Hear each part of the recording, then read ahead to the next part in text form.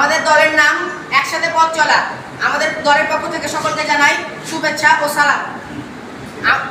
আমি হলাম এই গ্রুপের দলনেতা। আমার নাম শাহিদ। আমি মোহাম্মদ মুস্তাফির রহমান। আমার নাম মোহাম্মদ আতিক হাসান। মোহাম্মদ নহর আলী। আমার নাম আবু সালেহ হাসিব। আমার নাম সিয়াব আহমেদ। মোহাম্মদ আশফাকুর রহমান। স্যার আমাদের দলকে একটি কাজ দিয়েছিল। কাজটি হলো গ্রাম সংস্কৃতি, নগর সংস্কৃতি ও ক্ষুদ্র নৃগোষ্ঠীর সংস্কৃতি সম্পর্কে ওই যে সবটি আছে সে সবটি পূরণ করতে হবে। আমি এই সবটি উপস্থাপন করব। আমি সেই সবটি পূরণ করেছি।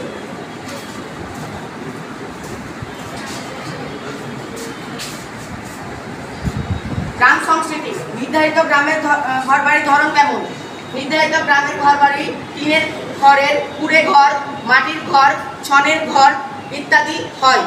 নগর সংস্কৃতির ঘরবাড়ির ধরন।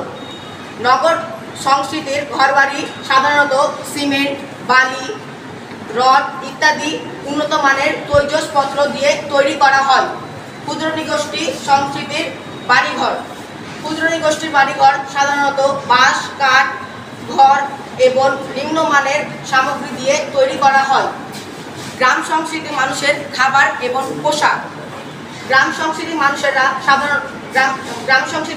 সাধারণত শাড়ি, লুঙ্গি, ধুতি ইত্যাদি পরিধান করে এবং খাবারের ক্ষেত্রে দেশীয় পদ্ধতি অবলম্বন করে। নগর সংস্কৃতির খাবার এবং পোশাক। নগর সংস্কৃতির মানুষেরা সাধারণত শার্ট, প্যান্ট এবং কামিজ পরিধান করে এবং খাবারের ক্ষেত্রে দেশি ও বিদেশি পদ্ধতি অবলম্বন করে। ক্ষুদ্র নৃগোষ্ঠীর খাবার এবং পোশাকের ধরন। ক্ষুদ্র নৃগোষ্ঠীরা সাধারণত নিজস্ব ধর্মী পোশাক পরিধান করে এবং খাবারের ক্ষেত্রে নিজস্ব সংস্কৃতির খাবার খায়। নির্ধারিত গ্রামের জাতীয় দিবসগুলো পালনের আয়োজন ধরন কেমন? নির্ধারিত গ্রামের মানুষগুলো জাতীয় উৎসবগুলো দৃঢ়ভাবে পালন করে না। শহরের জাতীয় দিবসগুলো পালনের আয়োজনের ধরন কেমন? শহরের মানুষগুলো জাতীয় উৎসবগুলো দৃঢ়ভাবে পালন করে থাকে। ক্ষুদ্র নৃগোষ্ঠীর জাতীয় দিবসগুলো পালনের আয়োজনের ধরন কেমন?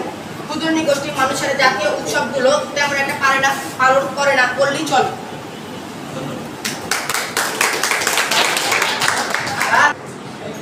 সকলকে অসংখ্য ধন্যবাদ আমার উপস্থাপনটি শোনার জন্য।